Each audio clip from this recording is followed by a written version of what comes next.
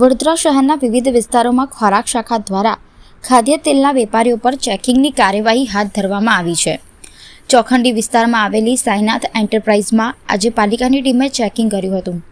તહેવારો દરમિયાન ભેળસેળની વધતી જતી શંકાના આધારે પાલિકાની સંકલન બેઠકમાં સિનિયર ધારાસભ્ય યોગેશ પટેલ રજૂઆત કરતા આ કાર્યવાહી વધુ કડક બનાવવા સૂચના આપવામાં આવી હતી। તેઓએ ફરિયાદ કરી હતી કે વારંવાર એક જ વેપારી દ્વારા ભેળસેળ થતી હોવા છતાં કડક પગલાં લેવાતા નથી। ચેકિંગ દરમિયાન છૂટક તેલનું વેચાણ થતાં જોવા મળ્યું કે જોકે વેપારી પાસે સેન્ટ્રલ લાયસન્સ હોવાથી સેમ્પલ લેવામાં આવ્યું નહીં। અધિકારીઓએ વેપારીઓને સૂચના આપી કે છૂટક તેલ વેચતી વખતે ગ્રાહકોને તેલનું કંપનીનું નામ અને પ્રકાર ચોક્કસ જણાવવામાં આવે।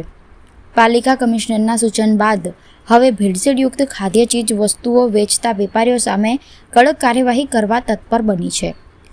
તહેવારોમાં લેવાયેલા નમૂનાઓની ચકાસણીનો રિપોર્ટ સામાન્ય રીતે 15 દિવસ બાદ મળે છે। જો નમૂનો અનસેફ અથવા સબ સ્ટાન્ડર્ડ મળે તો વેપારી સામે યોગ્ય કાર્યવાહી હાથ ધરવામાં આવે છે। જોકે તે દરમિયાન ગ્રાહક ચીજવસ્તુઓ આરોગી જતો હોય છે।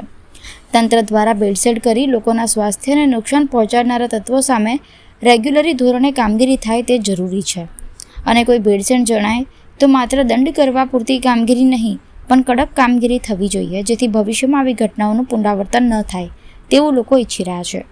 આજની કામગીરી સંદર્ભે અધિકારી દ્વારા માહિતી આપવામાં આવી હતી। ચોખંડી વિસ્તારમાં જે તેલના છૂટક વિક્રેતાઓ છે તેને ત્યાં ઇન્સ્પેક્શન અને સેમ્પલિંગની કામગીરી હાથ ધરવામાં આવેલી છે।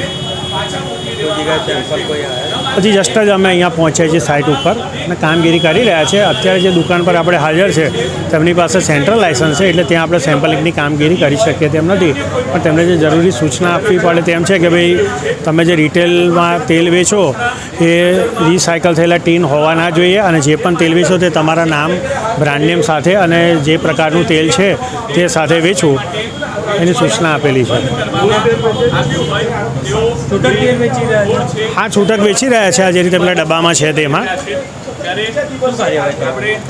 અમે કીધું એ પ્રમાણની કાર્યવાહી કરવામાં આવશે।